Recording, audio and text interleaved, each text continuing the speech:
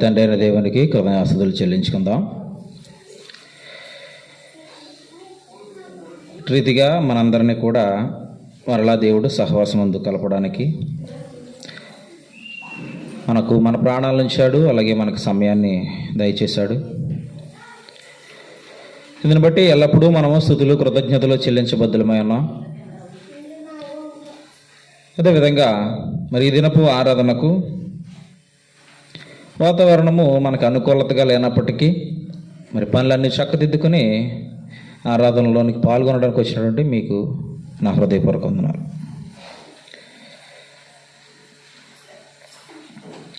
మనము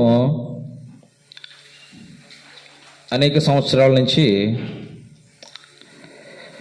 దేవుని యొక్క దైవ గ్రంథంలో నుంచి సమయానికి తగినట్లుగా అనేక విషయాలు నేర్చుకుంటూ వస్తున్నాం. సమయానికి తగినట్లుగా అంటే ఆ యొక్క సందర్భం ఏమిటి అన్నది గ్రహించుకుని ఆ సందర్భానికి తగినట్లుగా వాక్యాన్ని నేర్చుకుంటున్నాం. అయితే ప్రతి ఆదివారము ఆరాధనలో మాత్రం క్రైస్తవుడిగా పిలువబడినటువంటి మనం అనుసరించాల్సినటువంటి విధానాన్ని మాత్రం నేర్చుకుంటూ ఉన్నాం. క్రైస్తవుడిగా నేను సంఘానికి పిలువబడ్డాను అంటే సంఘానికి పిలువబడినటువంటి నన్ను ప్రభు అయినటువంటి క్రీస్తు తమ అమూల్యమైనటువంటి రక్తం ద్వారా నన్ను పవిత్రపరిచాడు. పరిశుద్ధుల గుంపులోనికి నన్ను చేర్చాడు.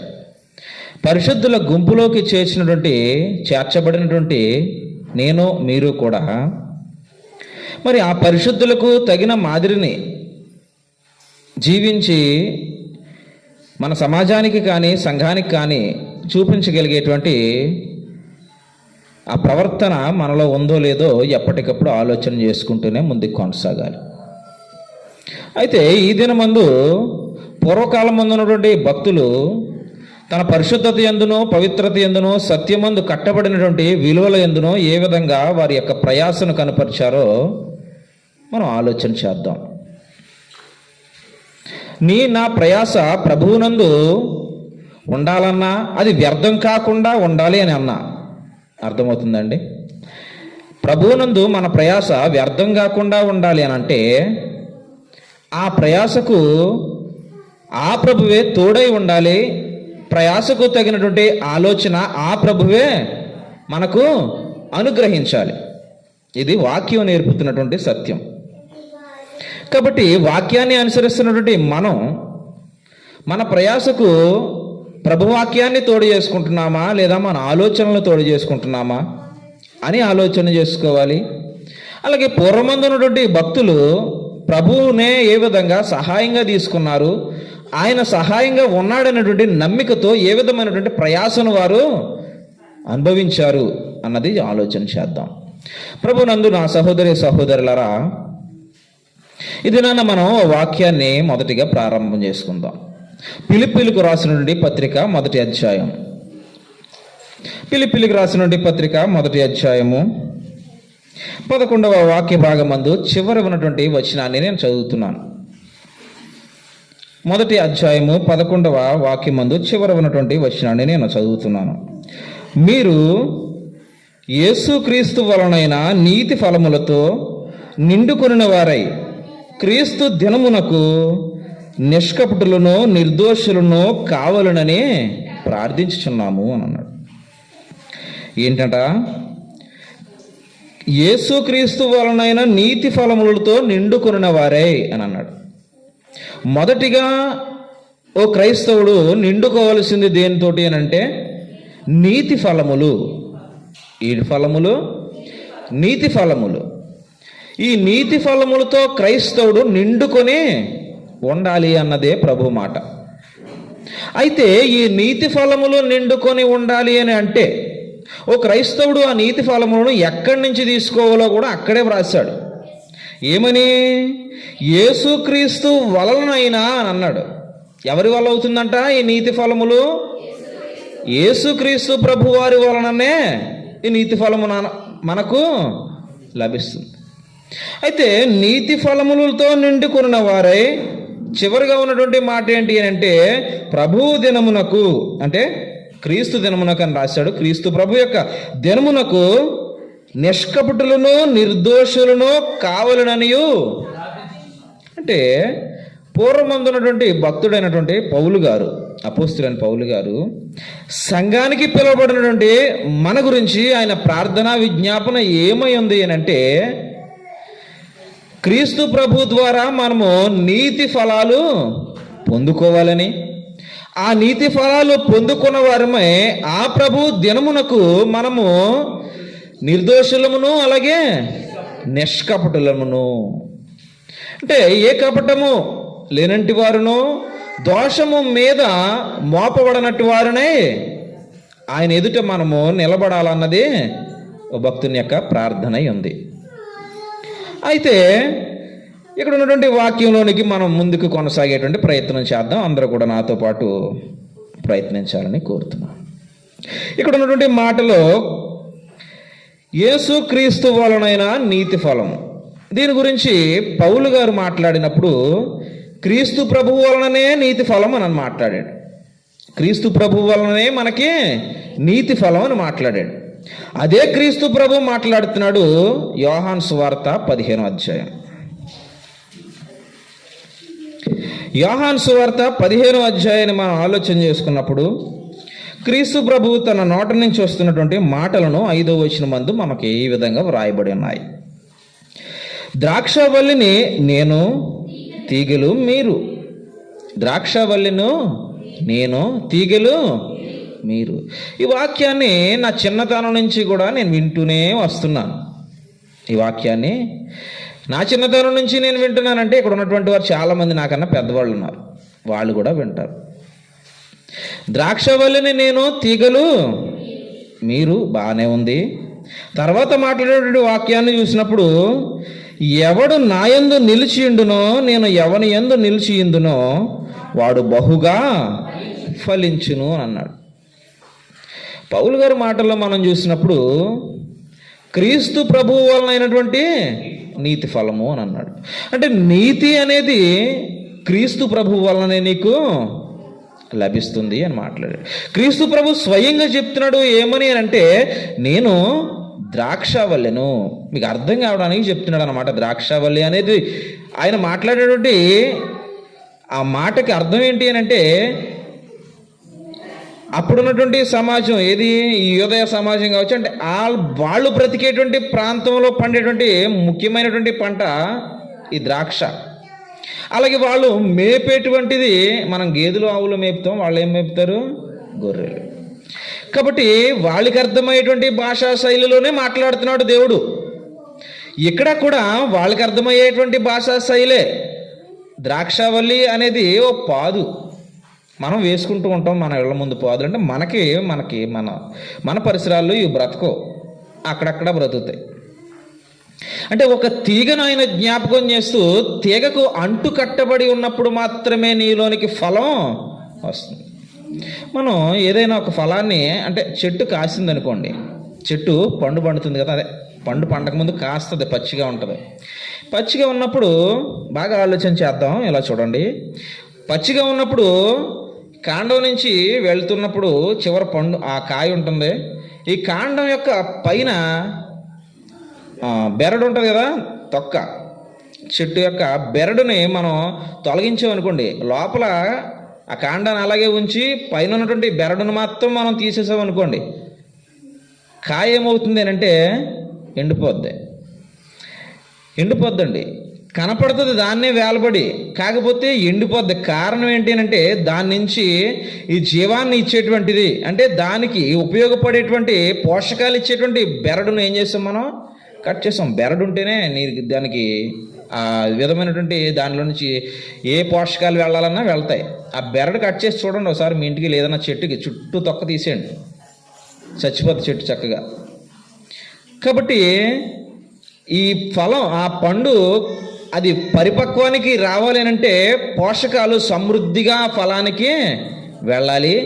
పోషకాలు సమృద్ధిగా ఫలానికి వెళ్ళాలి అంటే ఆ ఫలం స్పష్టంగా ఆ చెట్టుకు అంటుకునే ఉండాలి. నేను వేరుగా ఉంటాను లేదా అంటుకున్నట్లే ఉంటాను, కానీ దాని నుంచి నేను ఏ పోషకాలు తీసుకోను, అని అందనుకో, ఇది మన క్యారెక్టర్ అనమాట. అంటే మనం సంఘానికి అంటు కట్టబడే ఉంటాం, కానీ బెరడు తీసేసుకుని ఉంటాం అనమాట.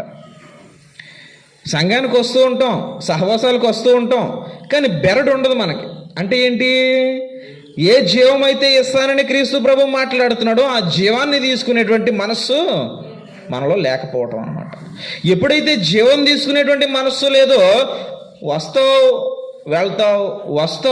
వెళ్తావే తప్ప ఒకానొక దినాన ఈ అంటు కట్టబడినటువంటి ఆ పండుకి పైన బెరడు తీసేస్తే కొన్ని రోజులకి ఆ కాయ అలా ఒళ్ళిపోద్ది. మన పరిస్థితి కూడా అదే. కాబట్టి ఈ పండులాగా నీవు ఎండిపోకుండా ఉండాలి అని అంటే ఆయన ఏం మాట్లాడంటే, క్రీస్తు ప్రభువులో నుంచే ఆ ఫలానికి నీతి అనేటువంటి జీవం రావాలి. ఈ నీతి అనేటువంటి జీవం వచ్చినప్పుడే ఆ ప్రభు దినమునకు నీవు నేను ఎలాగుంటామనంటే నిష్కపటులుగాను నిర్దోషులుగాను ఉంటాం. కాబట్టి క్రీస్తు ప్రభు ఏమన్నాడంటే, ద్రాక్షావల్లిని నేను, తీగలు మీరు. ఇప్పుడు తీగ, ఈ ద్రాక్షావల్లి అనేది మధ్యలో ఉండేటువంటి పెద్దది, దానికి కాస్తాయా తీగలకు కాస్తాయా ఫలాలు? తీగలకు కాస్తాయి. వల్లి అలా వెళ్తుంది, తీగలు ఫలించాలి. అవి ఫలించాలంటే ఈ ద్రాక్షావల్లి మధ్యలో అలా ఉండాలి, దాని నుంచే ఇవి అంటు కట్టబడి ఉండాలి, అప్పుడే దానికి ఫలం పండాలి.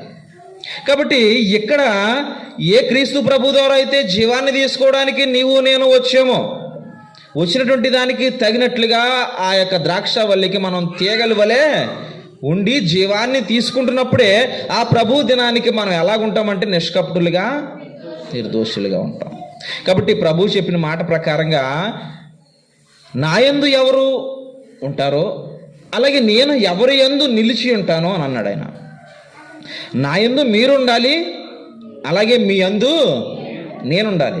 ఈ మాటను ఆలోచన చేసుకుంటే మనం అనుకునేటువంటి ఆలోచన ఏంటి అంటే, నేను క్రీస్తు ప్రభువులో ఉన్నాను అని అనుకుంటాం. ఏంటి?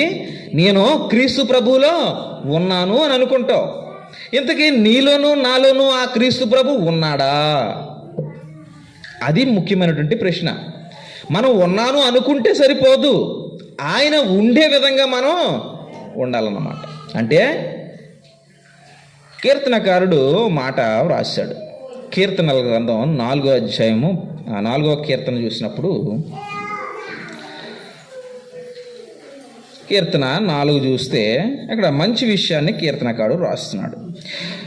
నా నీతికి ఆధారమగు దేవా అని అన్నాడు. చాలే.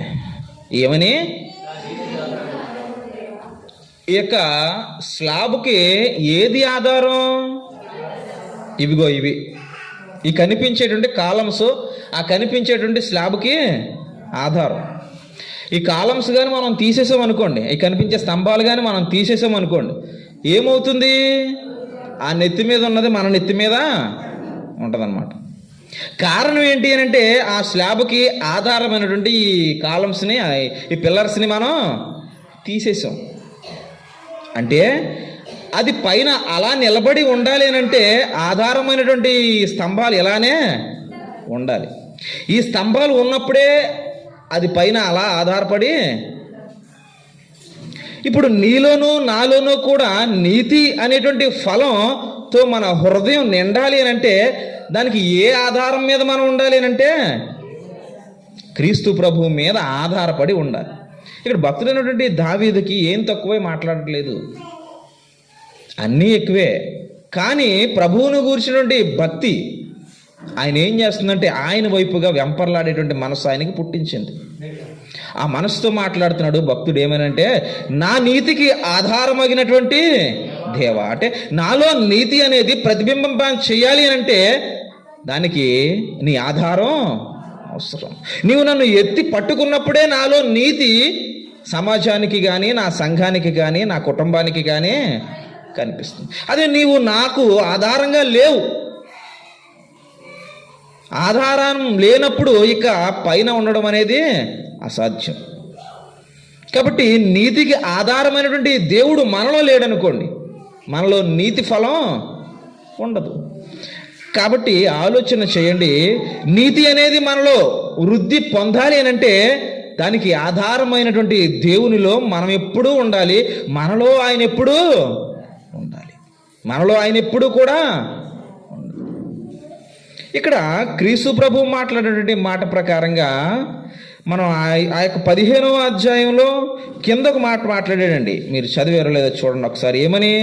నాకు వేరుగా ఉండి మీరేమీ కూడా చేయలేరు అని అన్నాడు. నాకు వేరుగా ఉండి మీరేమీ అంటే ఆ నీతికి ఆధారమైనటువంటి దేవుడు లేనప్పుడు ఇక మన జీవితం లేదు అని అర్థం. అది వృధా అని అర్థం. ఉంది అని నువ్వు భ్రమపడుతున్నావు అని అర్థం, అంతే. ఎప్పుడు కూడా ఓ మనిషికి దేవుని ఆధారం ఖచ్చితంగా ఉండాలి. ఆయన ఆధారం లేకపోతే మనం బ్రతకడం అసాధ్యం అండి, అసాధ్యం. ఓ క్రైస్తవుడికి దేవుని ఆధారం అవసరం, ఓ అన్యజనుడికి దేవుని ఆధారం అవసరం. మరి అన్యజనుడికి దేవుని ఆధారం ఎందుకు ఇస్తున్నాడనంటే నీవు మార్పు చెందుతావేమో అనే ఆలోచనతో. మరి క్రైస్తవుడికి ఎందుకు దేవుడు ఆధారంగా నిలబడుతున్నాడు అనంటే నీ నీతిని ప్రపంచానికి చాటి ఆ ప్రభువును మరి కొంతమందికి ప్రచురం చేస్తావు అని. కాబట్టి దేవుని ఆధారాన్ని మనం అర్థం చేసుకోవాలి. ఆయన ఆధారం లేకుండా ఏ మానవుడు బ్రతకడం అసాధ్యం. కాబట్టి ఆ నీతిని మనం సంపాదించుకోవాలనంటే మనం క్రీస్తు ప్రభువులో ఉండాలి, క్రీస్తు ప్రభు మనలో ఉండాలి. ఆయనకు వేరుగా ఉండి నేను నీతిగా ఉంటానంటే ఆ నీతిని ఏమన్నాడు దేవుడు? స్వనీతి అని అన్నాడు. అంటే సొంత నీతి. దేవుడు మాట్లాడింది ఏంటి అంటే నాకు వేరుగా ఉండి నువ్వు నీతిమంతుడు అని చెప్పుకుంటే అది నీ స్వనీతి. అది నేను నీకు నేర్పించేటువంటి నీతి ఎంత మాత్రమో కాదు అంటున్నాడు దేవుడు. కాబట్టి దేవుడు నేర్పించేటువంటి నీతే నాకు కావాలి అంటే నేను ఆయన మీద ఆధారపడి ఉండాలి. కాబట్టి భక్తుడు మాట్లాడింది నా నీతికి ఆధారమైన దేవా, మీరు నాలోనూ నేను మీలోనూ నిలిచి ఉన్నప్పుడు మాత్రమే మీరేం చేస్తారు? ఫలిస్తారు. ఈ ఫలమే భక్తుడైనటువంటి పౌలు గారు మాట్లాడినటువంటి నీతి ఫలం. ఆ నీతి ఫలము నేను ఫలించాలి అనేటువంటి ఆలోచన ఉన్నటువంటి ఆ భక్తుడు పౌలు తన జీవితాన్నే మనకు మార్గదర్శకంగా చూపిస్తున్నాడండి. నేను ఆయనలో ఉండి ఫలించాలి అని అనుకుంటున్నాను. ఆ ఫలం ఎలాంటి ఫలము, ఆ ఫలం ఎలాంటి ఫలము అని ఆలోచన చేస్తే ఆయన్నే మనం అడిగామనుకోండి, పౌలు గారినే మనం అడిగామనుకోండి, ఫలం అంటున్నావు కదా, అది ఎలా కనిపిస్తుంది, అది ఎలా ఉంటుందయ్యా అని మనం ఆ పౌలు గారిని ఆ మాట అడిగితే ఆయన చెప్తాడు. కొరింథీయులకు రాసినటువంటి పత్రిక 2వ పత్రిక 4వ అధ్యాయంలో, కొరింథీయులకు రాసినటువంటి పత్రిక 2వ పత్రిక 4వ అధ్యాయం 16వ వచనం. ఆ ఫలం ఉన్నటువంటి వ్యక్తి యొక్క ఆలోచన మాట్లాడుతున్నాడు చూడండి. కావున మేము అధైర్య కారణం ఏంటి? నా నీతికి ఆధారమైనటువంటి దేవుడు నాకున్నాడు, నేను ఆయనలోనూ ఆయన నాలోనూ నిలిచి ఉన్నాడు. వింటున్నారా? నా నీతికి ఆధారమైనటువంటి దేవుడు నాకు తోడుగా ఉన్నాడు, నేను ఆయనలోనూ ఆయన నాలోనూ నిలిచి ఉన్నాం.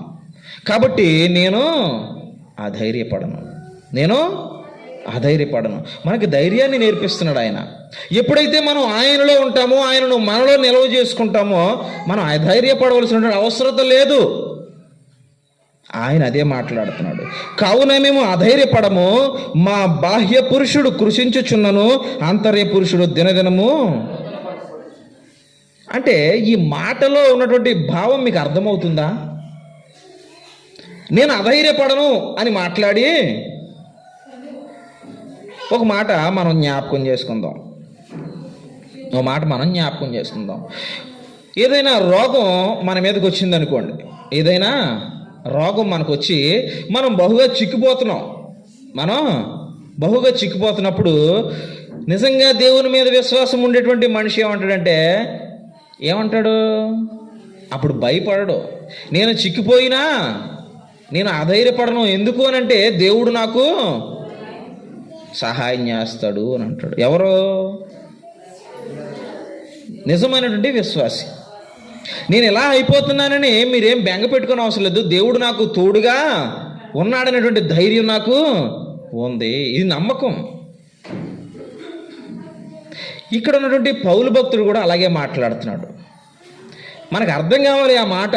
మేము అధైర్యపడము, మా బాహ్య పురుషుడు దినదినము కృషించిపోయినా కానీ మా ఆంతర్య పురుషుడు మాత్రం నూతన పరచబడుతున్నాడు.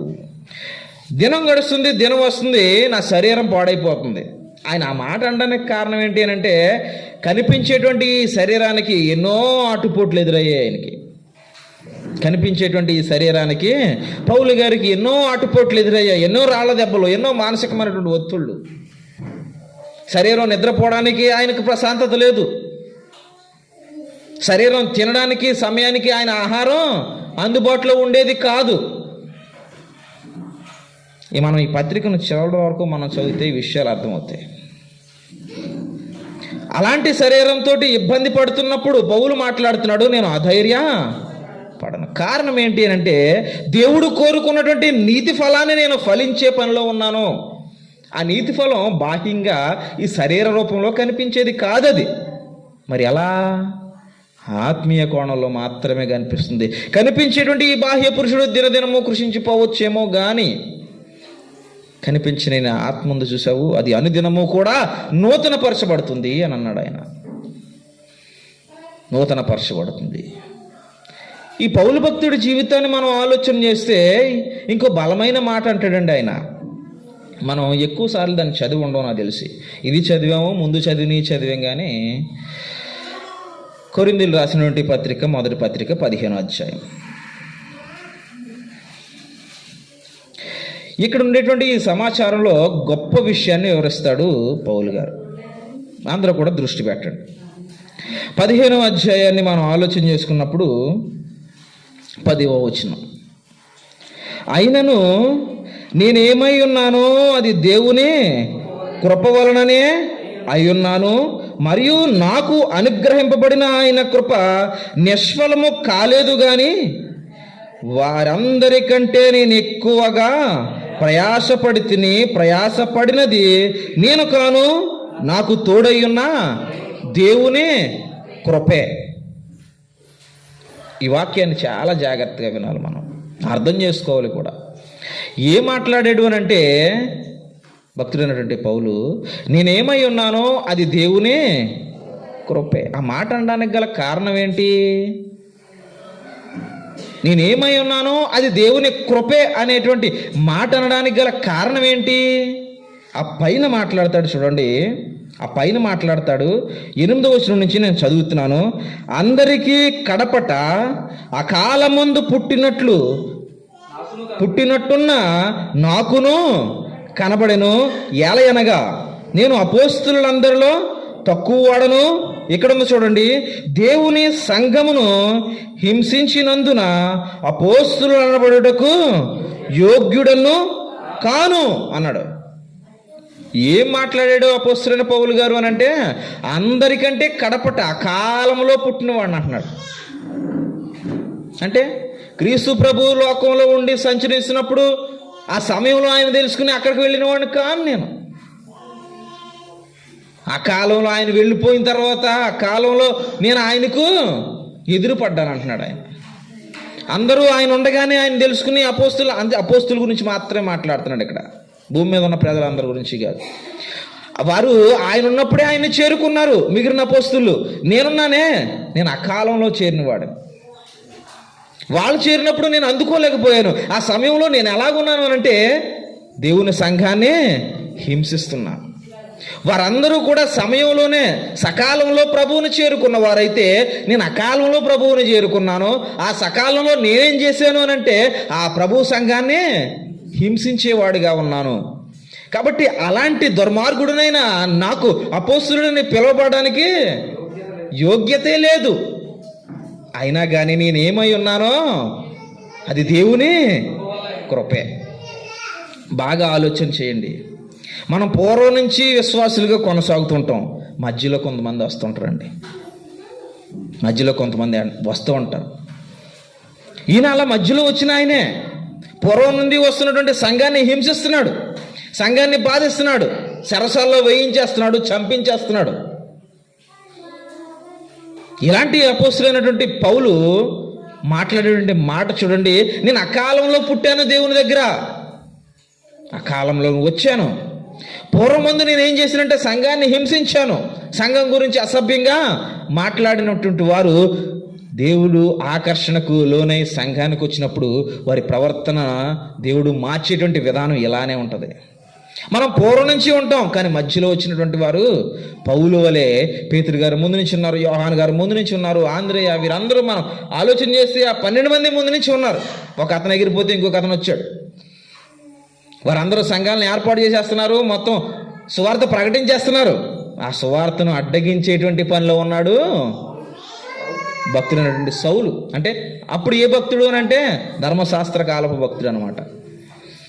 అలా సంఘాన్ని అభ్యంతరపరిచేటువంటి ఆ సౌలును దేవుడు ఆప్ చేశాడు. ఒక్క రోజున ఆగు అని దేవుడు ఆప్ చేసి తన భుజం మీద ప్రభు చేయి వేసినప్పుడు, అప్పటికి ప్రభు భూమి మీద లేడు, కానీ నాకును కనిపించాడు అంటాడు అక్కడ.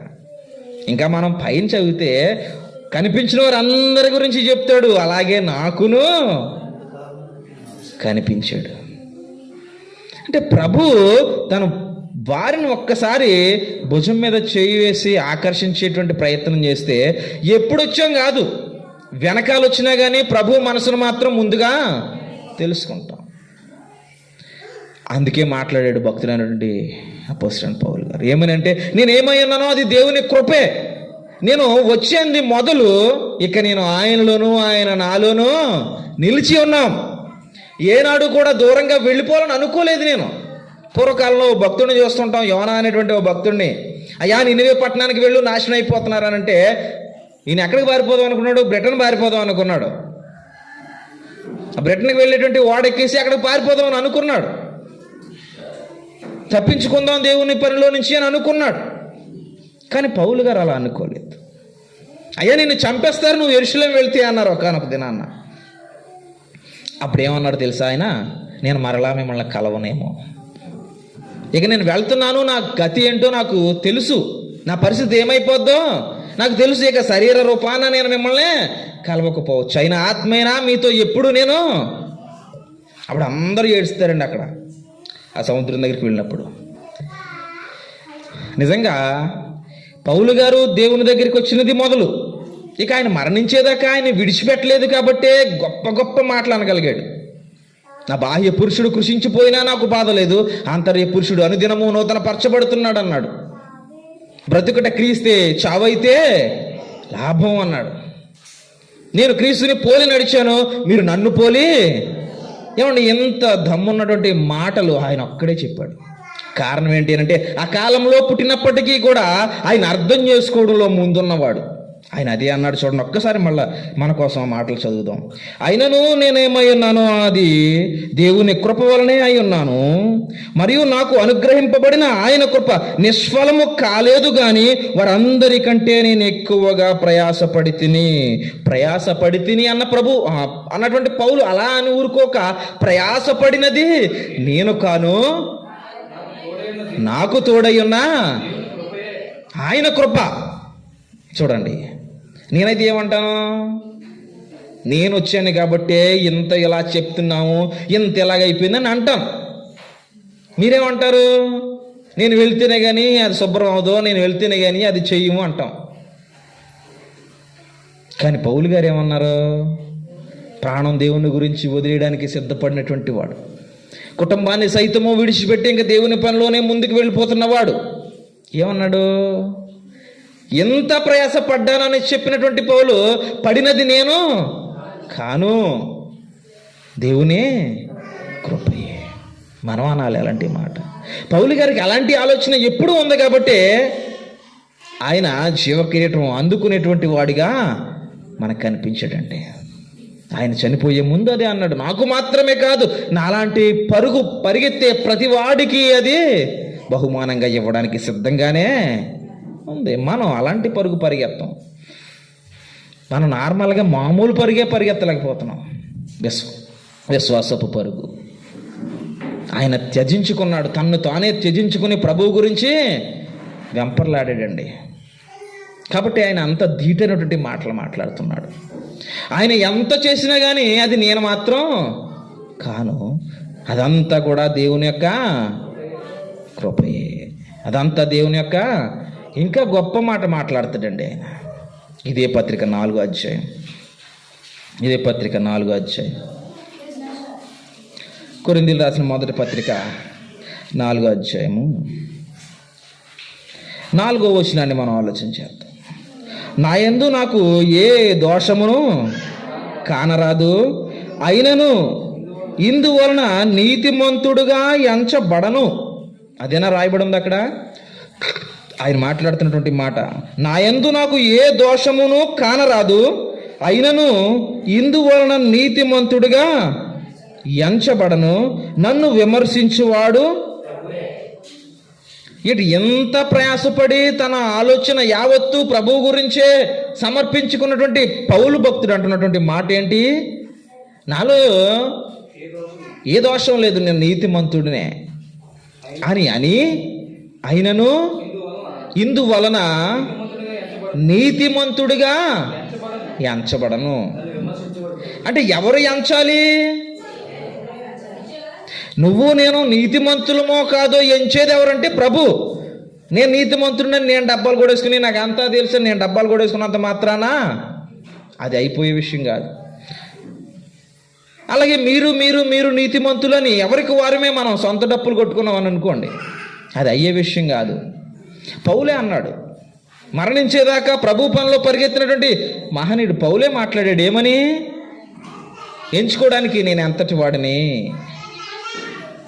నేను నిర్దోషిగా, నన్ను నిర్దోషిగా ఎంచేవాడు ఎవరు అని అంటే ప్రభు. నేను నీతిమంతుడని చెప్పుకుంటే సరిపోదు, ఆ నీతిని ప్రభు ఎంచాలి అని అన్నాడు ఆయన. ఎవరు ఎంచాలి? ప్రభు ఎంచాలి. ప్రభు ఎంచాలి. ప్రభు ఎంచాలి. మన నీతిని కూడా ఎవరు ఎంచాలంటే ప్రభు ఎంచాలి. మనం ఎంచుకుంటూ ఉంటాం. మన నీతిని ఎంచేవాడు ఎవరంటే ప్రభు. ఎందుకు? ఆ నీతికి ఆధారమైన వాడు ఆయనే కాబట్టి. నీతికి ఆధారమైన దేవుడే మన నీతిని ఎంచి చూపించాలి తప్ప మనం నీతిమంతులు మనం సొంత డప్పు కొట్టుకోకూడదు. నీతిమంతుడు అయితే మంచిదే, నీతి కార్యాలతో ఎదుటి వారిని ఆకర్షించు దేవుని వైపు. అయితే ఎంత చేసినా ఈయనలాంటి మాట మాత్రం అనాలి, నా నీతిని ఎంచేవాడు నా ప్రభువు. నేను ఏం చేసినా అది దేవుని కృపే కానీ నేను మాత్రం కాదు. ఈ మాటలు మనలో నుంచి రావు. ఎందుకనంటే ఈ మాటలు చెబితే నన్ను నేను తగ్గించేసుకుంటున్నాను. కానీ నాకేమి ఇష్టం అంటే నన్ను నేను నా అంతటోడు లేడని చెప్పుకోవడం నాకు ఇష్టం.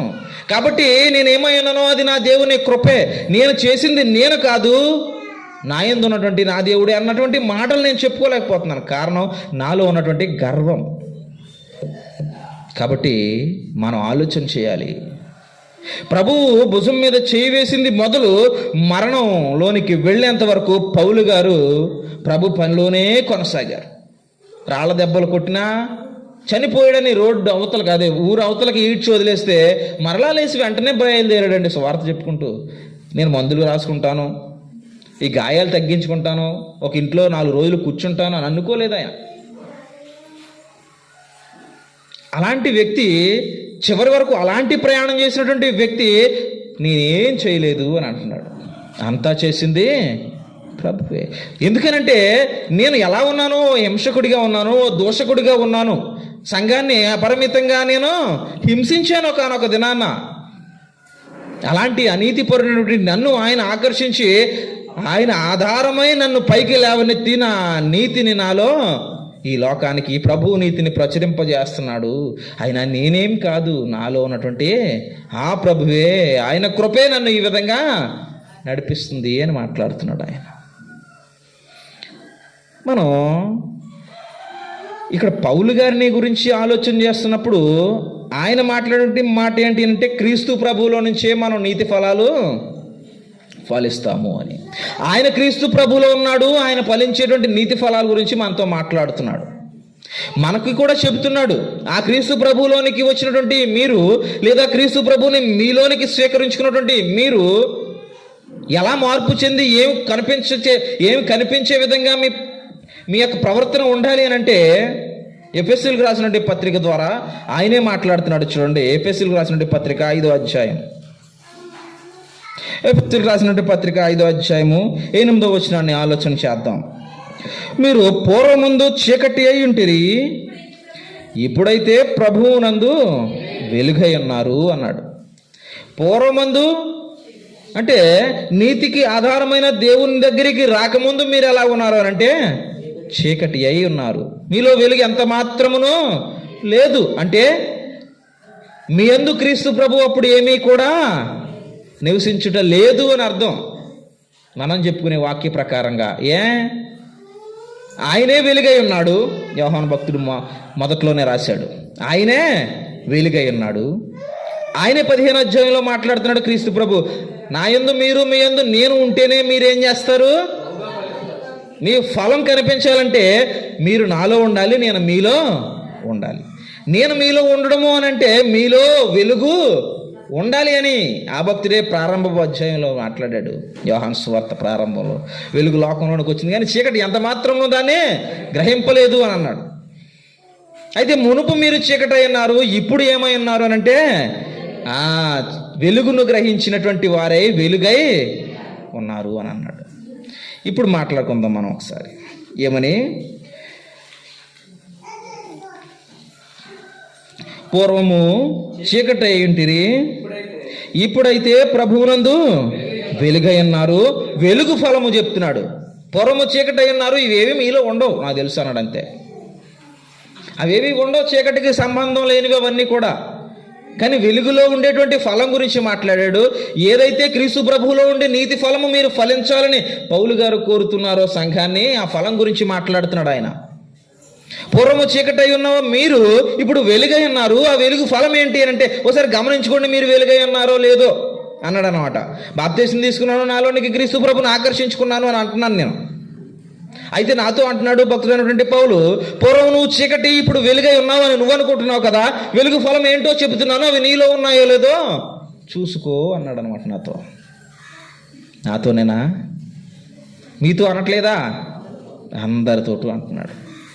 పూర్వము చీకటి అయినటువంటి మీకు వెలుగై ఉన్నాను అని అనుకుంటున్నారు కదా, ఇప్పుడు వెలుగును ఆకర్షించుకున్నాను, వెలుగై ఉన్న క్రీస్తు ప్రభు నాలో ఉన్నాడు అని అనుకుంటున్నారు కదా, ఆ వెలుగు ఫలాన్ని ఏంటో మీకు చెబుతున్నాను, ఆలోచించి అది మీలో ఉందో లేదో చూసుకుని, లేకపోతే మీ సేవ దగ్గరికి వెళ్ళి చేయించుకోండి అంటున్నాడా? చదువుదాం ఒకసారి. వెలుగు ఫలము సమస్త విధములైన మంచితనము, నీతి, సత్యమును వాటిలో,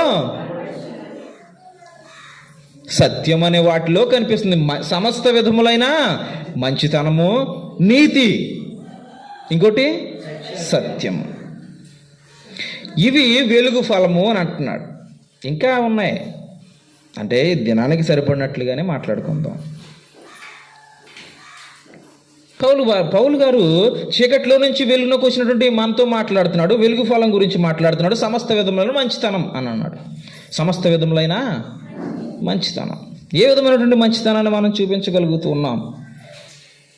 భక్తుడు పౌలు గారు తెస్సలోనిక సంఘంతో మాట్లాడినప్పుడు ఆయన తన మంచితనం గురించి ఆలోచన చేస్తే ఏ విధమైనటువంటి విధానాన్ని అక్కడ కనుపరిచాడు అని ఆలోచన చేస్తే, తెస్సలోనికలకు రాసినటువంటి పత్రిక, మొదటి పత్రిక 2వ అధ్యాయంలో 9వ వచనం నుంచి, అంటే ఆ 2వ అధ్యాయం అంతా కూడా చాలా గొప్ప విషయాలు కనపడతాయి మనకి. 9వ వచనంలో మధ్యలో నుంచి అవుతుందని చూడండి. మేము మీలో ఎవరికైనాను భారముగా ఉండకూడదని రాత్రింబగళ్ళు కష్టము చేసి జీవనము చేయుచు మీకు దేవుని సువార్తను ప్రకటించితిమి. మేము విశ్వాసులై మీ ఎదుట ఎంత భక్తిగాను నీతిగాను అనింద్యముగాను ప్రవర్తించితిమో దానికి మీరు సాక్షులు. దేవుడును ఎవరిని పెడుతున్నాడు సాక్ష్యం? దేవుణ్ణి పెడుతున్నాడు. ఎలా బ్రతికాడట? ఓ జనాంగం మధ్యకి వెళ్ళాడు. తెస్సలోనిక అనేటువంటి ఓ పట్టణం మధ్యలోనికి వెళ్ళాడు. ఈ పట్టణం ఎలాంటిదో ఒకనొక దినాన్న మీకు జ్ఞాపకం చేశాను. ఎలాంటిది అంటే ఆకర్షాలకు పుట్టినీళ్ళు అన్నమాట అది. అంటే నేను చూడడం మొదలు పెడితే ఇక వెనుదిరిగి వెళ్ళబుద్ధి అయింది నాకు అక్కడి నుంచి. అంత ఆకర్షించేటువంటి పట్టణం అనమాట తెస్సలోనిక పట్టణం అనేది. ఆ ఆకర్షానికే పుట్టినటువంటి అలాంటి పట్టణంలోనికి వెళ్ళినప్పుడు కూడా ఆయన ఆకర్షాలకి ఏమీ లోనైపోలేదు. ఆయనతో వెళ్ళినడు లోనైపోయాడు, కానీ ఆయన మాత్రం లోనవలేదు. ఎలా బ్రతికాడనంటే వారి మధ్యన ఓ తండ్రిలా బ్రతికాడు. వారికి తండ్రి వలె బుద్ధి చెప్పాడు, తండ్రి వలె వారిని ప్రేమించాడు. అంటే ఏ పనిలో ఉన్నాడో ఆ ఆలోచన మాత్రమే ఉంది ఆయన దగ్గర.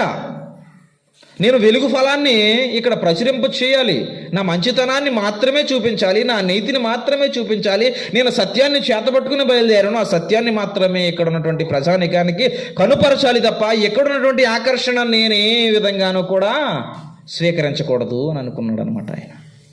ఆయన అనుకోవడం కాదు, మనకి నేర్పిస్తున్నాడు. లోకం అనేది ఆకర్షణలకు పుట్టినిల్లే. నిజంగా మనం ఇక్కడి నుంచి లోకంలోనికి వెళ్ళినప్పుడు అనేకమైనవి మనకు కనిపిస్తాయి, వినిపిస్తాయి, మనల్ని ఆకర్షిస్తాయి. శరీర బాంధవ్యాలు అనేకం, మన కళ్ళకి అందంగా కనిపించేవి అనేకం, ఆర్థికంగా మనల్ని ఎక్కడికో తీసుకెళ్లేటువంటివి కనిపిస్తూ ఉంటాయి కొన్ని. ఇది చేస్తే ఎంత వస్తుంది, అది చేస్తే ఎంత వస్తుంది, ఇవన్నీ కూడా లోక సంబంధమైనటువంటి ఆకర్షణలు. వాటి వైపు మనం లోనైపోతూ ఉంటాం, దేవునికి మనం దూరం అయిపోతూ ఉంటాం. కానీ పౌలు గారు తెస్సలోనిక పట్టణం వెళ్ళినప్పుడు అలాంటివన్నీ అక్కడ ఉన్నప్పటికీ దేనికి ఆయన లొంగిపోక అక్కడ ఏం కనుపరిచాడు అని అంటే, ఆయన కష్టపడ్డాడు, పని చేసుకున్నాడు, ఇంకా నీతిగా అనింద్యునిగా వారి మధ్యన భక్తిని కనుపరిచాడు, నీతిని అనింద్యత్వాన్ని కనిపించాడు. అంటే నింద, ఎవ్వరూ ఆయన మీద నిందేయడానికి కూడా ఆస్కారం లేదన్నమాట. ఇలా ఉన్నాడండి పౌలు గారు. ఇదేంటండి అనేటువంటి ఒక్క మాట కూడా వినిపించకుండా ఉండేటువంటి మంచితనాన్ని అక్కడ అపొస్తలుడైన పౌలు కనుపరిచాడు. తన పట్టణం కాదు అదేమి కూడా, వేరే పట్టణం. అక్కడికి వెళ్ళి భక్తిని మాత్రమే కనుపరిచాడు, నీతిని మాత్రమే చూపించాడు. నిందలేని జీవితాన్ని బ్రతికి మరలా తిరిగి వచ్చేసాడండి. అదే మాట్లాడుతున్నాడు అక్కడ.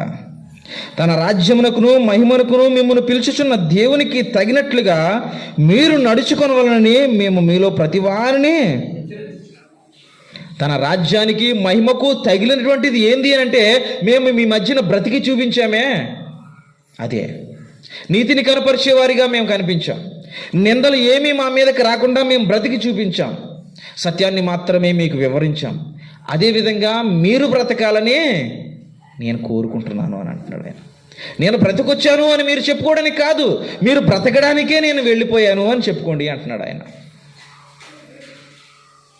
మనం మన సమాజంలో బ్రతుకుతున్నప్పుడు ఏ విధమైనటువంటి మంచితనాన్ని కనపరుచుకుంటున్నాం?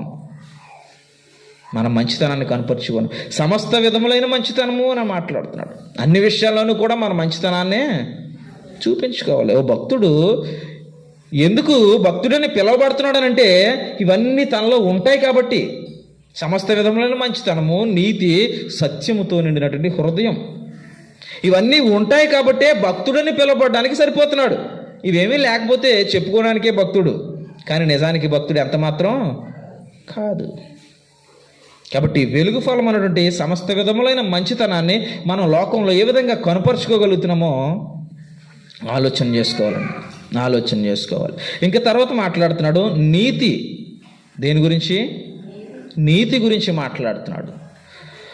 కొరింథీయులకు రాసినటువంటి పత్రికలో ఒక విషయాన్ని మాట్లాడుతున్నాడు, చూద్దాం. కొరింథీయులకు రాసినటువంటి రెండో పత్రిక 5వ అధ్యాయం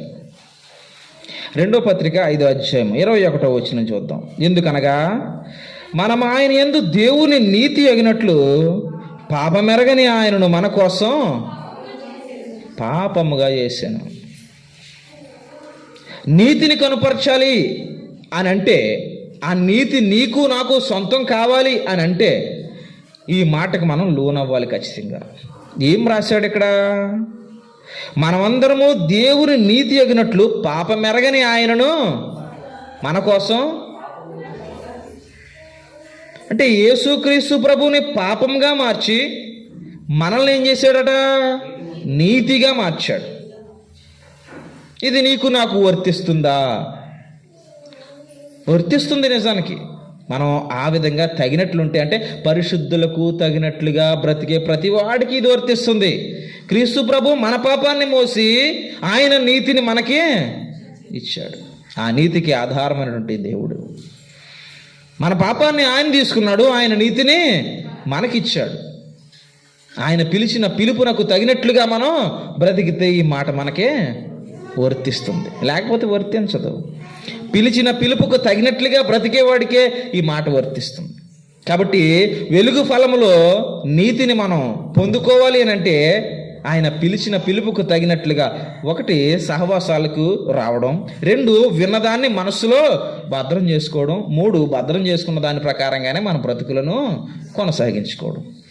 ఇవి మనం చెయ్యమండి. నిజంగా ఎక్కడి వరకు చేస్తామంటే వస్తాం, వింటాం, ఇక్కడి వరకునే చేస్తున్నాం. ఎందుకు ఆ ప్రకారంగా నడుచుకోలేకపోతున్నాం అంటే మధ్యలో ఒకటి చెయ్యట్లేదు మనం. ఏంటి అదన్నమాట. వస్తున్నాము, వింటున్నాం, కానీ నడుచుకోలేకపోతున్నాం అంటే కారణం ఏంటి అని అంటే విన్నదాన్ని హృదయంలో మనసులో భద్రం చేసుకోకపోవడం అన్నమాట. భద్రం చేసుకోకపోవడమే. భద్రం చేసుకోకపోతే ఏముంటాయి? ఏమీ ఉండవు. మనం కష్టపడి పొద్దున్న సాయంత్రం దాకా డబ్బులు సంపాదించామనుకోండి, ఆ రోడ్డు మీద మనకు కూలి ఇచ్చారనుకోండి, తీసుకుని అక్కడే పక్కన రాయి మీద పెట్టేసి మనం మామూలుగా వచ్చేసామనుకోండి, రేపు నాకు అవసరమైనప్పుడు తీసుకుంటానులే. ఎలా? నాకు రేపు ఏదైనా బియ్యం కావాల్సి వచ్చినా, పప్పు కావాల్సి వచ్చినా, ఉప్పు కావాల్సి వచ్చినా తీసుకుంటానులే అని అక్కడ ఇచ్చినటువంటి కూలి తీసుకుని అక్కడే ఓ రాయి మీద పెట్టేసి మనం ఇంటికి వెళ్ళిపోయాం. మనం ఏందాన్ని మర్చిపోలేదు, మనకు గుర్తుంది. నా డబ్బులు ఎక్కడున్నాయి? అక్కడ కూలి తీసుకున్న దగ్గర ఓ రాయి మీద పెట్టేసి వచ్చేసాను. నాకు అవసరమైనప్పుడు వెళ్ళి నేను దాన్ని ఎవరు తీసుకోగలరు? అలాగా ఎవరో తీసుకోలేరు. ఎందుకు? ఇచ్చుకున్నటువంటి ఆ కూలిని నువ్వేం చేయలేదు, భద్రపరుచుకుంటేనే నీ అవసరానికి అది ఉపయోగపడుతుంది. అవసరమైనప్పుడు తీసుకుంటానులే అని అశ్రద్ధగా ఎక్కడో విడిచిపెట్టేసాం అనుకో, అది నీకు కనిపించదు. మన ఇంట్లోనే కనిపించదు, వీధిలో మాట అలా ఉంచండి. మనం ఏదన్నా డబ్బులు తీసుకుని అలా పెట్టేసి వదులుకున్నాం అనుకోండి, పిల్లలు పట్టిపోతారు. మళ్ళీ కనిపించవు. పెట్టిని ఇలా పెట్టి ఇలా వెనక తిరిగి ఎలా తీసి లోపల పిల్లలు పట్టిపోతారు, కొట్టుకాడు ఉంటాయి. కారణం ఏంటంటే భద్రం చేసుకోలేకపోతున్నాం కాబట్టి అవి మన దగ్గర ఉండట్లేదు. వాక్యం కూడా అంతే. మనం వస్తున్నాం, వింటున్నాం, అనుసరించలేకపోతున్నాం అంటే కారణం విన్నదాన్ని హృదయంలో భద్రం చేసుకోలేకపోవడం అన్నమాట. భద్రం చేసుకోవడం మొదలు పెట్టండి. భద్రం చేసుకుంటే ఖచ్చితంగా దేవుడే చెప్పాడు, హృదయం నిండి ఉండి దాన్ని బట్టి. అంటే నువ్వు ఎలా ఏ ఆలోచనతోటైతే నిండి ఉంటావో అలాగే నీ ప్రవర్తన ఉంటుంది. పొద్దుత్మాలు ఒక విషయం మీదే దృష్టి పెట్టుకుని ఉన్నాను, పడుకున్న కల వచ్చేది. పొద్దుత్మాలు ఒకే ఉద్దేశాన్ని ఆలోచించుకుంటూ ఉంటే నిద్రపోయాక కల వచ్చేస్తుంది. కారణం ఏంటంటే మన ఆలోచన యావత్తు ఇక దాని మీదే ఉంది. భక్తులు గొప్పగా మనకు కనపడుతున్నారంటే కారణం ఏంటి అని అంటే వాళ్ళ ఆలోచన యావత్తు పిలువబడినటువంటి పిలుపుకు తగినట్లుగానే నా పరిశుద్ధతను నేను ఎక్కడన్నా కోల్పోతున్నానా, నా పవిత్రతను నేను కాపాడుకుంటున్నానా లేదా, నా నీతిలో నేను బ్రతుకుతున్నానా లేదా, ఈ ఆలోచనతోటే ఉన్నారు వాళ్ళు. కాబట్టి మనం నీతిని మనం సొంతం చేసుకుని ఆ నీతిని మనం భద్రం చేసుకుని మనలోనే నివసింపజేసుకోవాలి అని అంటే మొదటగా ఏం చేయాలంటే వినే ప్రతీదీ కూడా చాలా జాగ్రత్తగా పదిలిపరుచుకోవాలి. సత్యం గురించి మాట్లాడుతున్నాడు. తర్వాత సత్యం గురించి మాట్లాడుతున్నాడు. మనం ఓ సంఘానికి వెళ్తే ఆ సంఘంలో ఇద్దరు సత్య సంబంధులు కనిపిస్తారు. ఓ సంఘానికి వెళ్తే అది భక్తుడైనటువంటి యోహాను రాశాడు 3వ పత్రిక. అది దెర్బేలో ఉన్నటువంటి సంఘమా, మాసిదోనియాలో ఉన్నటువంటి సంఘమా వివరణ లేదు, కానీ అక్కడ మాత్రం భక్తులు మనకు కనిపిస్తున్నారు. 4వ వచనాన్ని నేను చదువుతున్నాను. 3వ వచనాన్ని నేను చదువుతున్నా. నీవు సత్యమును అనుసరించి నడుచుకునుచున్నావు గనుక సహోదరులు వచ్చి నీ సత్య ప్రవర్తనను గురించి సాక్ష్యము చెప్పగా విని బహుగా సంతోషించి తిని అని అన్నాడు. ఒక గాయి అనేటువంటి భక్తుడితో మాట్లాడుతున్నాడు అన్నమాట. భక్తుడైనటువంటి యోహాను గాయి అనేటువంటి ఓ సహోదరుడితో మాట్లాడుతున్నాడు. ఏమని? నీవు సత్యమును వింటున్నావు, ఆ సత్యములోనే నడుచుకుంటున్నావు. సత్యమును విని సత్యములోనే నడుచుకుంటున్నావు కాబట్టి ఆ గాయి ఏం చేస్తున్నాడనంటే సంఘము గురించినటువంటి పరితాపం ఎక్కువ కలిగిన వాడిగా కనపడతాడు మనకు ఆ పత్రికలో. చిన్న పత్రిక కదా, చదవండి కుదిరినప్పుడు. గాయి ఎలా కనిపిస్తాడంటే సంఘమును గురించినటువంటి చింత తనలో చాలా కనిపిస్తుంది. వాక్యము ప్రచురించడానికి ఎవరైనా వస్తే ఆ వాక్యము వినాలి, వచ్చినటువంటి వారిని ఎంతగానో సత్కరించాలి అనేటువంటి ఆ ఆలోచన ఎంతో కనిపిస్తుంది. గాయం గురించినటువంటి గొప్ప సాక్ష్యం నేను విన్నాను అని అంటున్నాడు భక్తుడైనటువంటి యోహాను. ఇంకొక సహోదరుడు కనిపిస్తాడు అదే సంఘంలో. చూడండి 12వ వచనాన్ని చూద్దాం. దేమేత్రియు అందరి వలనను సత్యము వలనను మంచి సాక్ష్యము పొందినవాడు మేము కూడా అతనికి సాక్ష్యం ఇచ్చుచున్నాము, మా సాక్ష్యము సత్యమైనదని నీవెరుగుదువు. గాయతో మాట్లాడుతున్నాడు అనమాట. నీ యొక్క సంఘంలో నువ్వు ఎలాంటి ఆలోచన కలిగి ఉన్నావో అదే ఆలోచనతో ఇంకో వ్యక్తి ఉన్నాడు. ఆయన ఎవరో దేమేత్రి అనేటువంటి మరో వ్యక్తి. ఆయన సత్యమునకు విధేయుడై ఉన్నాడు, సత్యము కొరకై బ్రతికే మనిషి ఉన్నాడు. ఆ సాక్ష్యం మేము చెప్తున్నాం అతని గురించి, అది నీవు కూడా ఎరుగుదు అతను ఎలాంటి వాడు అని అంటున్నాడు. ఏంటి, ఓ సంఘాన్ని ఆలోచన చేస్తే ఇద్దరినే ప్రస్తావన చేశాడా? గాయి అనేటువంటి ఆయనకి ప్రస్తావన చేశాడు, దేమేత్రి అనేటువంటి ఆయన్ని ప్రస్తావన చేశాడు. మధ్యలో ఇంకోడు ఉన్నాడు, దుర్మార్గుడు. ఉంటారు సంఘంలో, అలాంటి వాళ్ళు ఉంటారు, ఇలాంటి వాళ్ళు. అంటే మంచివాళ్ళు చెడ్డవాళ్ళు మిళితమయ్యే ఉంటారు.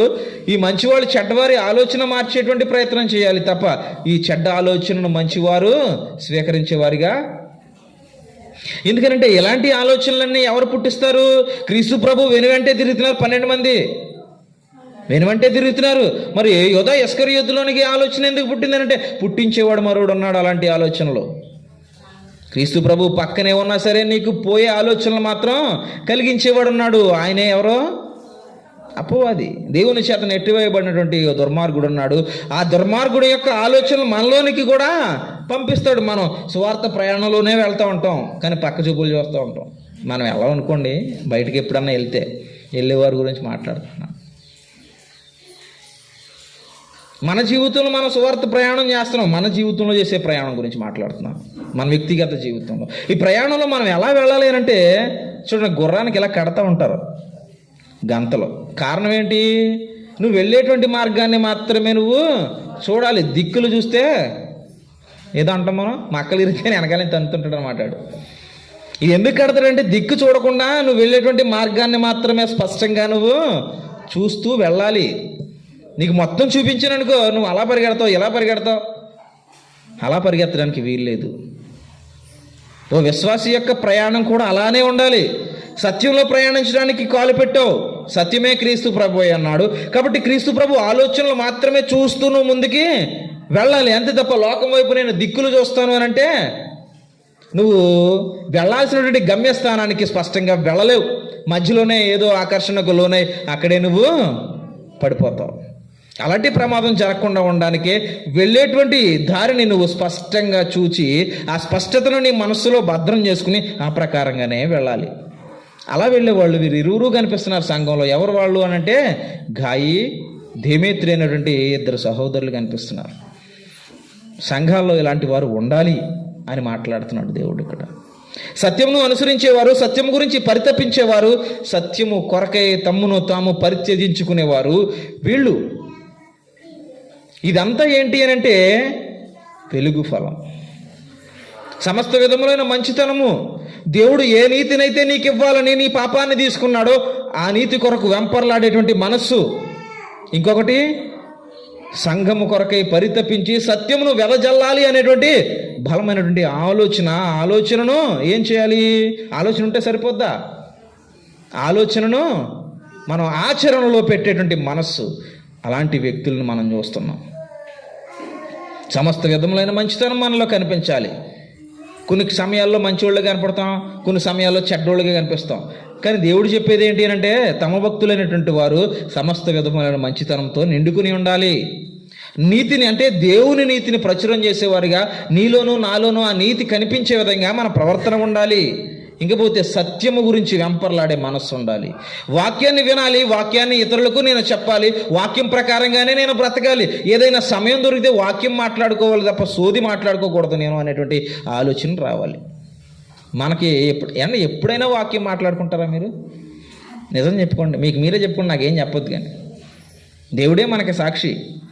ఎప్పుడైనా వాక్యం మాట్లాడుకుంటారా? కూర్చున్నప్పుడు 1-2-3 ఎవరైనా మీరు కూర్చున్నారనుకోండి, సంఘంలో ఉన్నవాళ్ళే ఇంక ఇతరులతో మాట్లాడుకుంటున్నప్పుడు ఇంక నాకు తెలిసిందేలే ఇంక భాష ఎలా ఉంటుందో అది. మీరే మధ్యలో ఉండి మీరే మాట్లాడుకుంటున్నారు అనుకోండి, 1-2 ఎక్కడన్నా కూర్చుని వాక్యం మాట్లాడుకుంటారా? మాట్లాడుకోం. మరి మనం ఎలా ఉపయోగపడతాం దేవునికి? మనమే 2 సహోదరులు ఉండి వాక్యం మాట్లాడుకున్నప్పుడు ఇంక ఇతరులు కలిసినప్పుడు ఇంక వాళ్ళతో మనం చెప్తామా? ఇంక సత్యం గురించి వెంపర్లాడే మనసు మనలో ఏముంది? వెలుగు ఫలం ఇంకెక్కడుంది?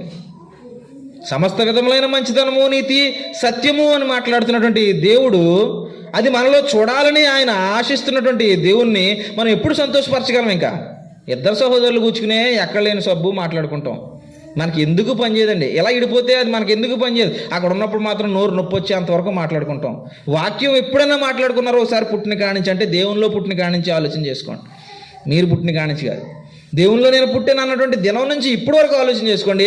నేను పలానా సహోదరి కూర్చుంటే వాక్యమే మాట్లాడుకుంటామని ఎప్పుడూ మాట్లాడుకోరు. పనికిరాని కబుర్లు మాట్లాడుకుంటారు. ఎవరో లేనటువంటి వ్యక్తి గురించి సొల్లేసుకుంటాం. అక్కడ కూర్చుని మనకు నచ్చినటువంటి ఓ వ్యక్తిని అక్కడ తీసుకొచ్చుకుంటాం. ఆ వ్యక్తి గురించి నువ్వు 4 మాటలు చెప్తావు, నేను 4 మాటలు చెప్తాను. ఇలాగే మన కాలం గడిపేస్తూ ఉన్నాం. అందుకే ఏమంటే భక్తులతోటి అపోస్తలుడైన పౌలు తిమోతితో మాట్లాడతాడు. ఏమని? ముసలమ్మ ముచ్చట్లకు మీరు ఎలా ఉండాలి? దూరంగా ఉండేలాగా సంఘానికి బోధించు అని అంటాడు ఆయన. ఎందుకంటే మనమే విశ్వాసులమే, కానీ ముసలమ్మ ముచ్చట్లు దగ్గరే ఉండిపోయాం. ఇంకా ఇప్పటి వరకు ఉండిపోతామనంటే చచ్చిపోయేదాకా అలాగే ఉండిపోతామేమో భయం వేస్తుంది. అలాగే ఉండిపోయి చచ్చిపోతే ఇంకెందుకు పనిచేయమండి? నిజంగా దేవునికి మనం ఎందుకు పనిచేయం? ఏదో ప్రార్థనకు వచ్చాం, మోకరించాం, ప్రార్థన చేసుకుని అయిపోయాక వెళ్ళిపోయాను, మళ్ళీ నేను లోకంతో కలిసిపోయానంటే, ఇటు దేవుని దగ్గరికి వస్తున్నాను, అటు లోకంలోనూ కలిసిపోతున్నానంటే, ప్రకటన గ్రంథంలో అలాంటి సంఘ సభ్యులతో మాట్లాడాడు. ఏమని? ఉంటే వెచ్చగానుండు, లేకపోతే నులివెచ్చగానుండు. వింటే చల్లగానుండు, లేకపోతే నా వెచ్చగానుండు. నులివెచ్చని స్థితిలో మాత్రం ఉండకు. అలాంటి స్థితిలో ఉంటే నా నోట నిన్ను ఉమ్ము వేయుని ఉద్దేశించుచున్నాను అని అన్నాడు. నులివెచ్చగా ఉంటే ఉమ్మువే ఉద్దేశిస్తున్నాను, మార్పు అంటున్నాడు. నిలువెచ్చని స్థితిలో ఇప్పుడు మనం ఉన్నాం. ఆయన ఏం మాట్లాడుతున్నాడంటే ఉమ్ము వేయాలనుకుంటున్నాను, ఇక నిన్ను మార్పు అంటున్నాడు. ఉమ్ము వేసేసి నన్ను అనలేదు ఆయన. అక్కడ ఉమ్ము వేయాలనేటువంటి ఉద్దేశం నాలోనికి వచ్చేసింది. నిన్ను బట్టి మారిపో, అర్జెంటుగా దేవునికి నచ్చినట్లుగా మారు. లోకంలో కొంతసేపు, దేవునిలో కొంతసేపు, అటు ఇటు తిరిగేస్తాను నేను అని అన్నట్టుగా నీ బ్రతుకున్నదనుకో, నువ్వు నాకు అవసరం లేదు, నేను ఉమ్ము ఊసేస్తాను. ఇక్కడ ఏదో రకంగా శరీరంతో ఉన్న నాళ్ళు బతికేస్తావు, తర్వాత నీకు తెలుస్తుంది నా కోసం అంటున్నాడు ఆయన. ఆయన ప్రేమ గురించి, ఆయన వాత్సల్యం గురించి, ఆయన దీర్ఘశాంతం గురించి మాట్లాడుకుంటున్నాం మనం. ఆయన దహించు అగ్ని అన్నాడు. ఆయన చేతిలో పోట భయంకరము అని రాశాడు. ఆయన దహించు అగ్ని అన్నాడు. ఆయన చేతిలో పడటం భయంకరం. కాబట్టి అలాంటి పరిస్థితి రానున్న దినాల్లో ఉంది. అది మనకు అర్థం కావాలనే ఇప్పుడు తెలియపరుస్తున్నాడు ఆయన. ఓ ఉదాహరణ క్రీస్తు ప్రభు ఎందుకు చెప్పాడు? పదే మనం దాన్ని ఎందుకు జ్ఞాపకం చేసుకుంటాం? లాజరు గురించి, ధనవంతుడి గురించిని. ఇక్కడ ఇష్టానుసారంగా బ్రతికినటువంటి ధనవంతుడికి ఇక తన ఇష్టం చెల్లని రోజులు రాబోతున్నాయి. మనకు చెప్తున్నాడు అనమాట. ఇష్టానుసారంగా బ్రతికేటువంటి ఓ వ్యక్తి, నీ ఇష్టం చెల్లని దినాలు రాబోతున్నాయి. నీ ఇష్టాలన్నీ నా గురించి వదిలేసుకుని నా గురించి బ్రతికేటువంటి మనిషి, నీ ఇష్టాలు చెల్లి రోజులు రాబోతున్నాయి. ఓ ధనవంతుడు తన ఇష్టాల ప్రకారంగానే బ్రతికాడు, ఇక తన ఇష్టాలు చెల్లని దినాల్లోనికి వెళ్ళిపోయాడు. ఓ లాజరు తన ఇష్టాలన్నీ వదులుకున్నాడు, దేవుని ఇష్టాల ప్రకారంగా బ్రతికాడు. కాబట్టి తన ఇష్టం వచ్చినట్లుగా ఉండేటువంటి స్థానానికి వెళ్ళిపోయాడు, తనకు నచ్చినట్లు బ్రతికేటువంటి స్థానానికి వెళ్ళిపోయాడు. కాబట్టి శరీరంతో ఉన్నప్పుడు మన ఇష్టారాజ్యంగా ప్రవర్తిస్తే ఇక మన ఇష్టాలు చెల్లని దినాల్లోనికి మనం వెళ్ళిపోతాం ఖచ్చితంగా. అలాంటి దినాలు నీకు నాకు రాకూడదన్నటువంటి ఉద్దేశంతో ఆయన ముందుగా మనల్ని హెచ్చరిస్తున్నాడు. ఇదిగో మీరు చీకటై ఉన్నారు, వెలుగులోనికి వచ్చారు. వెలుగు ఫలం ఏంటో చెప్తున్నాను చూడండి. సమస్త విధములైనటువంటి మంచితనం మీలో ఉండాలి, నీతిని మీరు కనుపరచాలి. అది దేవుని నీతి అయి ఉండాలి, క్రీస్తు ప్రభు ద్వారా పొందుకున్న నీతి అయి ఉండాలి, మీ సొంత నీతి కాదు. సత్యం గురించి వెంపర్లాడే మనస్సు ఉండాలి. ఇదిగో గాయని చూడు, అదిగో దేమేత్రిని చూడు, సంఘములో సత్యం గురించి పరితపించారు, సత్యం గురించి వారు ప్రాణాలు విడడానికి సైతము వెనకంజా వెయ్యని భక్తులు. అలాంటి వెలుగు ఫలాన్ని నీవు నేను కనుపరిచినప్పుడే మన ఇష్టం చెల్లేటువంటి రాజ్యంలోనికి వెళ్తాం. అలాంటి ప్రయత్నం మనం చేయాలండి. ఇక్కడ ఉండగానే ఇంకా మనం భక్తులైనటువంటి పౌలు కొరింథీయులకు రాసినటువంటి మొదటి పత్రిక 15వ అధ్యాయంలో మనం ఇందాక చదువుకున్న మాటలో చివరి ఒక విషయం ఉంటుంది.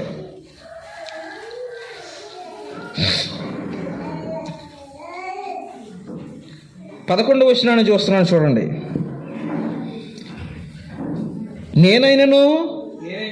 నేనైననేమి వారైననేమి అలాగుననే మేము ప్రకటించుచున్నాము. ఎవరి గురించి చెప్తున్నాడు? నేనైనను వారైననేమి ఎలా ప్రకటిస్తున్నాము అని అంటే దేవుని కృపయే ఉండి ఆ దేవుని కృప ద్వారానే ప్రకటిస్తున్నాం. అంటే ఈ గ్రంథంలో కనిపించేవారు అందరి గురించి మాట్లాడుతున్నాడు ఆయన. ఈ గ్రంథంతో మనకు పౌలు గారి ద్వారా రాయించాడు, యోహాన్ గారి ద్వారా రాయించాడు, పేతురు గారి ద్వారా రాయించాడు.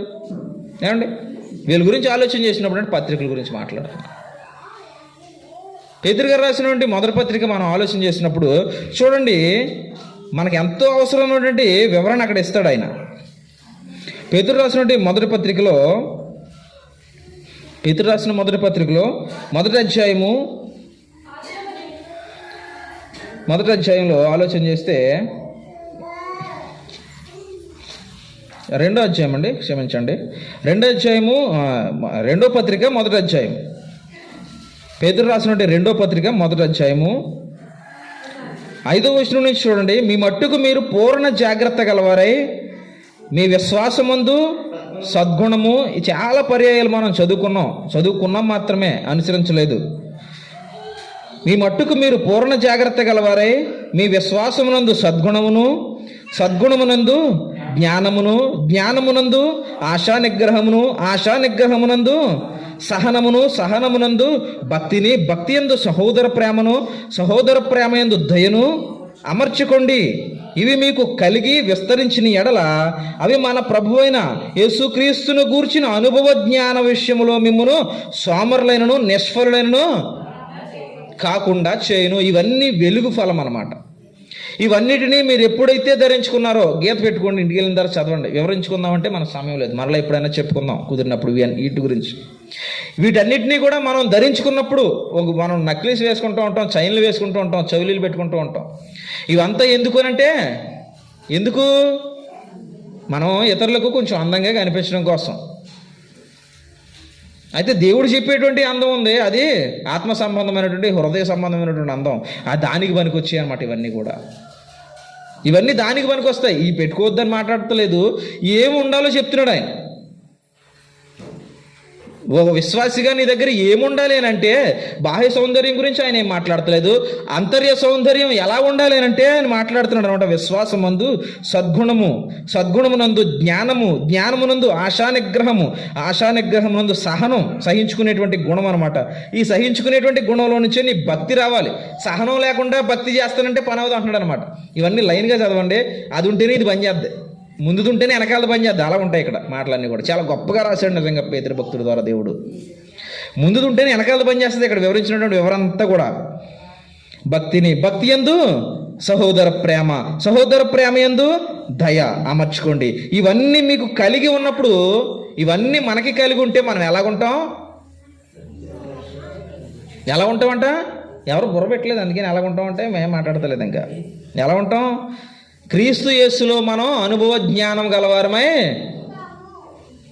ఇవన్నీ ఏమైతే ఇక్కడ మనం చదువుకున్నామో, ఈ జ్ఞానము, ఆశా నిగ్రహము, శాంతము, భక్తి, సహోదర ప్రేమ, ఇవన్నీ మనకుంటే, ఇవన్నీ ఉన్నప్పుడే మనం క్రీస్తు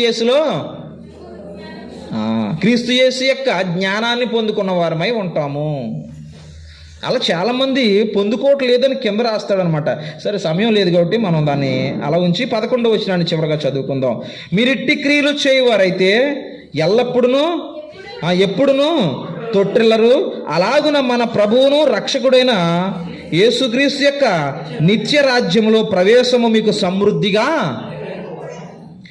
యేసుక్రీస్తు యొక్క నిత్య రాజ్యంలోనికి ప్రవేశం నీకు నాకు సమృద్ధిగా లభించాలి అంటే వెలుగు ఫలం మనం ఫలించాలి. మనం ఎఫెసీయులకు రాసిన పత్రిక 5వ అధ్యాయంలో చదువుకున్నటువంటి వెలుగు ఫలం, దానికి అనుగుణంగా ఉన్నటువంటి ఈ ఏవైతే ఇక్కడ పదాలు మనం చదివామో ఒకసారి చదివి వినిపిస్తాను చూడండి. విశ్వాసము, సద్గుణము, జ్ఞానము, ఆశా నిగ్రహము, సహనము, భక్తి, సహోదర ప్రేమ, దయ. 8 ఉన్నాయా? ఇవన్నీ కలిగి ఉంటే మనం క్రీస్తు యేసును కూర్చున్నట్టు అనుభవ జ్ఞానం పొందిన వారము అవుతాం. ఇవన్నీ కలిగి ఉంటే ఆ క్రీస్తు యేసు ఉన్నటువంటి నిత్యరాజ్యంలోనికి మనం సమృద్ధిగా మనం ప్రవేశించడానికి అర్హతను సంపాదించుకుంటాం. పౌలు భక్తుడు మొదటిగా ఏం కోరాడు? ఫిలిప్పీయులకు రాసినటువంటి పత్రిక మొదటి అధ్యాయము 11వ వచనం చివరిలో చదివాను. ఒకసారి తీసి చదవండి, నా ముఖం చూస్తే ఇక్కడేం కనిపించదు మీకు. క్రీస్తు యేసు వలనైనా నీతి ఫలములను మీరు ఫలించాలి. క్రీస్తు యేసు వలన నీతి ఫలములను మీరు ఫలించి మీరు నిష్కపటులను నిర్దోషులనే ఉండవలనని. ఎప్పటికీ? ప్రభు దినమునకు. ఎప్పటికీ? ప్రభు దినమునకు మీరు నిష్కపటులను నిర్దోషులనే ఉండవలనని ప్రార్థిస్తున్నాను అని అన్నాడు. ఆ ప్రభు దినమునకు మనము సమృద్ధిగా ఆయనలోనికి ప్రవేశించాలి అన్న, ఆయన రాజ్యంలోనికి ప్రవేశించాలి అని అంటే ఇవన్నీ మనలో ఉండాలి అని మాట్లాడుతున్నాడు భక్తులైనటువంటి పేతురు గారి ద్వారా దేవుడు. వెలుగు ఫలం నిండుగా మనలో ఉన్నప్పుడే మనం ఆయన నిత్యరాజ్యంలోనికి సమృద్ధిగా ప్రవేశం పొందుకోగలం. వెలుగు ఫలము నేను ఫలిస్తాను, చీకటిని కూడా కొంచెం అంటిపెట్టుకుంటానంటే మనం దేవునికి అవసరం లేదు. దేవునికి అవసరమైనటువంటి వాడు చీకటిలో నుంచి వెలుగులోనికి వచ్చాడు. చీకటికి ఎంత మాత్రమూ వెలుగు దగ్గరికి రావడానికి అవకాశం లేదు. అలాగే మన దగ్గరికి కూడా చీకటి రావడానికి అవకాశం మనం ఇవ్వకూడదు. ఇప్పుడు వెలుగు ఫలం ఏంటి అని అంటే సమస్త విధములైన మంచితనము, నీతి, సత్యముతో నిండినవై ఉండాలి. సమస్త విధములైన మంచితనం అనగా మనం ఎక్కడికి వెళ్ళినా కానీ దేవుని బిడ్డలుగా మాత్రమే కనిపించాలి. పౌలు గారు అలాగే చేశారు. రెండవది, నీతి అనేది మన నీతి కాదు, కానీ దేవుడు మన పాపాలు తీసుకుని ఆయన నీతిని మనకిచ్చాడు. ఆ నీతి మనకు కావాలి. 3, సత్యం అంటే వాక్యము. ఆ వాక్యము గురించినటువంటి పరితాపం మనలో ఉండాలి. ఓ దేమేత్రి దగ్గర చూస్తున్నాం, గాయి దగ్గర చూస్తున్నాం సంఘంలోకి వెళితే, అలాంటి పరితపించేటువంటి మనస్సులు విశ్వాసులకు ఉండాలి. అలా పౌలు వలె మంచితనాన్ని, క్రీస్తు ప్రభువు నుంచి పొందుకున్న నీతిని సంఘంలో గాయి, దేమేత్రి లాంటి సత్యము గురించి వెంపర్లాడేటువంటి మనస్సు మనలో ఉండాలి. పౌలు గారి ద్వారా చెప్పబడిన ఈ 8 అంశాలు అవన్నీ మనలో ఉన్నప్పుడు, ఎలాంటి గొప్ప కోణాలు మనలో ఉన్నప్పుడు ఆయన నిత్యరాజ్యంలోనికి సమృద్ధి అయిన ప్రవేశం మనం పొందుకుంటాం. ఇవేమీ నాలో లేవు, అప్పుడప్పుడు వస్తాను, కళ్ళు మూసి ఇంటికి పోతానంటే ఆయన నువ్వు ఎప్పుడూ ఇంక నా దగ్గరికి రానవసరం లేదు, అగో అపవాదికి వాడి సేనకు నేను ఓ ప్రదేశాన్ని ఏర్పాటు చేశాను, అక్కడ అగ్ని ఆరదు, వాని పురుగు చావదు, నీకు అదే సరైంది, అక్కడికి వెళ్ళు, నువ్వు నా దానికి రావడానికి నీకు అర్హత లేదు అని అంటాడు. అర్హత కావాలంటే వెలుగు ఫలం మనం ఫలించాలి. ఆ ఫలం ఫలించాలంటే మనం ద్రాక్ష వల్లికి అంటు కట్టబడిన వారమై ఉండాలి. నేను ఆయన యందు ఉండాలి, ఆయన నా యందు ఉండాలి. అప్పుడే మనం విస్తారంగా ఫలిస్తాం. మన ఫలాన్ని ఎందరికో ఇచ్చేటువంటి అవకాశం దేవుడు మనకి అనుగ్రహిస్తాడు. కాబట్టి ఇట్టి ఫలాలు ఫలించేవారిగా, అనగా వెలుగు ఫలాలు ఫలించేవారిగా మనం అందరం ఉండాలని, నీతికి ఆధారమైనటువంటి దేవుణ్ణి మనం ఎప్పుడు కూడా విడిచిపెట్టని మనసులై మనకు ఉండాలని నేను మిమ్మల్ని అలాగే నన్ను హెచ్చరించుకుంటూ ఈ మాటలు ముగిస్తున్నాను. విన్న మీ అందరికీ కూడా నా హృదయపూర్వక వందనాలు.